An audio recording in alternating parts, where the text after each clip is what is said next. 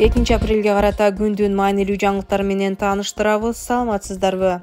Жалал Абадта тургунду кармоодо күч колдонгон үчүн милициянын жетекчиси, анын орун басары иштен алынды. Милиция кызматкерлери шектүү катары аныктала элек кишини коомдук жайда эскертүүсүз күч колдонуп кармап жатканы тууралуу видео тарап, коомчулук талкууга алды. Милиция кызматкерлеринин аброюна шек келтирген үчүн Жалал Абад облустук милициясынын башчысы Жеңиш Абитов менен анын орун басары Ильяс Касымбаев иштен алынып, 13 кызматкерге тартип жазасы берилди дешти ИИМдин басма сөз кызматынан. Буга чейин сот түбүндө милиция тургунду кармоодо күч колдонгону тартылган видео тараган. Анда шектүүнүн 18 жаштагы уулу атасына болушуп, милиция кызматкерлерин тээп жиберген. Кийин облустук милициядан аталган тургун Кочкор Ата шаарындагы базарда күзөт кызматкерине кол көтөрүүгө шектелип кармалганын айтып, алардын мыйзамдуу талаптарына баш ийбеген үчүн күч колдонушканы белгиленген. УКМКнын төрагасы Камчыбек Ташиев 7 каналга маек куруп, коррупцияга каршы күрөштөн мамлекетке 20 миллиард сом түштү деген эскирээк маалымат экенин билдирди. Бүгүнкү күндө накталай түрдө 40 миллиард сом мамлекеттик бюджетке которулду. Эгерде биз мамлекетке толук өтүп бүтө элек акчалай, ошондой эле ар кандай кыймылсыз мүлк, мал, унаа жана башка түрүндөгү кирешелерди эске алсак, акыркы 3 жылда коррупцияга каршы күрөштөн түшүп жаткан сумма 100 миллиард сомдон ашып кетти.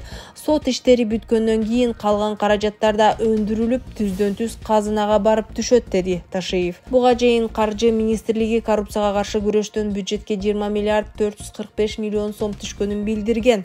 Каражат укук коргоо көзөмөлдөө органдарынын жана финансы министрлигинин депозиттик эсептерине которулуп турган. Бүгүн президент чет элдик өкүл мыйзамына кол койду. Садыр Жапаров коммерциялык эмес уюмдар жөнүндөгү мыйзамга кол койгонун билдирди. Анын айтымында аталган уюмдар юстиция министрлигинен каттоодон өтүп, мындан ары ачык айкын иштешет. Бизде 30 жылдан бери иштеп келе жаткан өкмөттүк эмес уюмдар эч жерге катталчу эмес, эч кимге отчет берүүчү эмес. Жөн гана банктан эсеп ачып эле чет өлкөлүк донорлорунан акча алып, каалаган нерселерине, анын ичинде жеке үй бүлөлүк кызыкчылыктарына да иштетип келишкен, деди ал. Жапаров чет элдик донорлор бул мыйзамга өлкөдөгү бейөкмөт уюмдар жалган маалымат жеткирип жаткан үчүн каршы болушту деп эсептейт. 30 жылдан бери бирөөсүн дагы чет өлкөлүк донорлор менен иштештиңер, баланча суммадагы акча алдыңар деп куугунтуктабаган, эми куугунтуктамак белек. Мамлекет башчысы катары кепилдик берем, эч кандай куугунтук болбойт деп ишендирди ал. Бир катар эл аралык уюмдарды тынчсыздандырган чет элдик өкүл жөнүндөгү мыйзам долбоорун парламент 14 мартта жактырган. Жыл сайын 7 апрелде белгиленүүчү бүткүл дүйнөлүк ден соолук күнүн утурлай Бишкекте "Менин ден соолугум менин укугум" аталышындагы жарыш уюштурулат. Бул тууралуу Саламаттык сактоо министрлиги маалымдады. Маалыматка ылайык, Борбор калаадагы чуркоо бир жуманын ичинде өлкөнүн бардык аймактарын камтыган ден соолук кербенинин башталышы болот. Жарышка ден соолугуна кам көргөн бардык жарандар катышса болот. Мекемеден иш-чара Кыргызстандын Саламаттык сактоо министрлиги жана бүткүл дүйнөлүк саламаттык сактоо уюму тарабынан уюштурулганын белгилешти. Ага президент Садыр Жапаров, министр Алымкадыр Бейшеналиев, бүткүл дүйнөлүк саламаттык сактоо уюмунун өкүлү Ливию Бидраско, спортчулар Айсулуу Тыныбекова, Акжол Махмудов, Жоломон Шаршембеков да катышары айтылды. Жарыш 6 апрель күнү саат 10:00 Жайыл Баатыр көчөсүндөгү Газпром спорт комплексинен старт алат. Чуркоо аралыгы 1,5 километр. Бишкекте борбордук көчөлөрдү бошотуу үчүн 10 апрелден тартып маршруткалар алынат.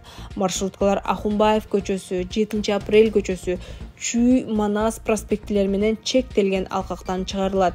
Алсак көчөлөрдү 3 этап менен бошотуу пландалып жатат. 10 апрелден тартып номер 111, 118, 130, 134, 135 жана 136 маршруткалар чыгарылат. 10 майдан тартып номер 138, 163, 192, 202, 207 жана 220 маршруткалар чыгарылат. 1-июндан тартып 224, 234, 243, 246, 257, 258, 275, 150, 143, 131, 117, 112, 101, 164, 179, 185, 201, 211, 223, 227, 230, 240, 250, 252, 260, 285 жана 295 номердагы маршруткалар чыгарылат. Муниципалитеттен жакын аралыкта Бишкекте бардык кичи автобустар толугу менен автобустарга алмаштырыларын белгилешти. Маршруткалардын айдоочуларына алдын ала окуудан өтүп, автобустарга отуруу сунушталды.